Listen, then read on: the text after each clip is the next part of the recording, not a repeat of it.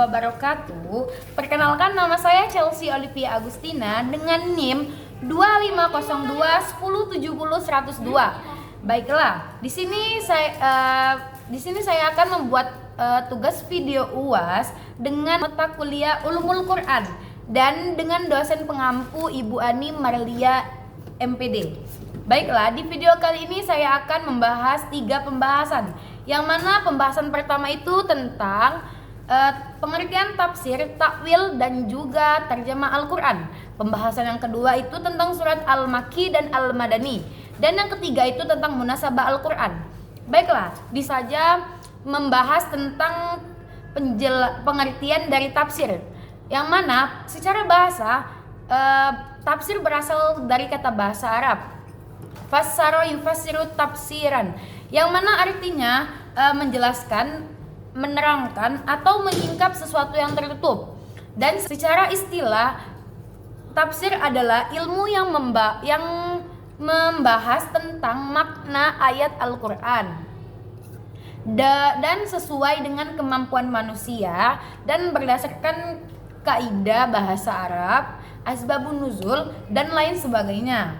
Baiklah, selanjutnya yang kedua itu tentang takwil. Secara bahasa, takwil berasal dari kata bahasa Arab, yaitu awwala yu'awwilu takwilan, yang mana artinya mengembalikan sesuatu ke asalnya. Secara istilah, takwil adalah penafsiran suatu lafaz kepada makna yang tidak tampak secara zahir dan dengan dasar dalil atau pertimbangan tertentu yang kuat. Selanjutnya yang ketiga itu terjemahan Al-Quran.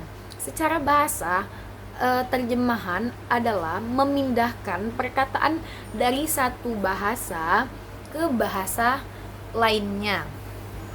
Terus dalam konteks Al-Quran, terjemahan adalah usaha menyampaikan makna ayat-ayat Al-Quran ke dalam bahasa lain selain bahasa Arab. Dan di sini juga kita akan membahas perbedaan antara tafsir, takwil, dan juga terjemahan Al-Quran. Tapi di sini kita membahas perbedaannya dari segi tujuan. Yang pertama itu tafsir. Tafsir itu bertujuan menjelaskan kandungan ayat secara rinci. Dan yang kedua itu tentang takwil. Takwil itu bertujuan menemukan makna dalam Al-Quran, makna yang terdalam atau maksud yang tersembunyi. Dan yang ketiga itu terjemahan itu bertujuan memudahkan kita dalam pemahaman lintas bahasa. Dan selanjutnya yang kedua itu kita akan membahas tentang surat Al-Makki dan Al-Madani, yang mana kita sudah sama mengetahui bahwa surat Al-Makki atau Makkiyah itu turun sebelum Nabi hijrah. Dan di sini juga kita akan membahas tentang karakteristik surat Al-Makki atau Makkiyah, yang mana dalam surat Al-Makki ini ada karakteristik.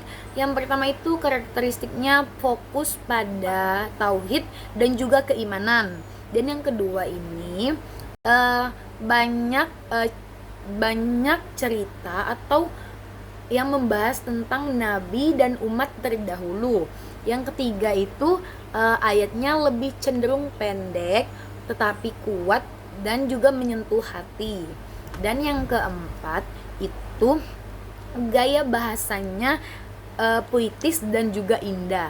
Dan di sini juga ada tentang isi utamanya, yang mana surat Al-Makki ini isi utamanya itu kebanyakan surga dan neraka, hari kiamat, dan juga ajakan menyembah Allah Subhanahu wa Ta'ala.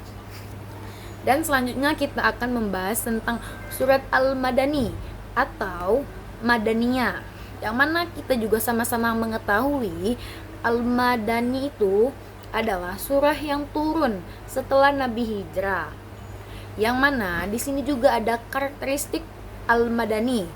Yang pertama itu banyak membahas tentang hukum dan aturan, dan yang kedua itu ayatnya lebih cenderung panjang dan juga rinci, dan yang ketiga itu membahas masyarakat dan juga negara, dan yang keempat itu juga ada pembahasan tentang orang munafik, dan ada pun juga isi utamanya itu tentang hukum itu membahas tentang hukum waris, hukum nikah, dan juga pidana.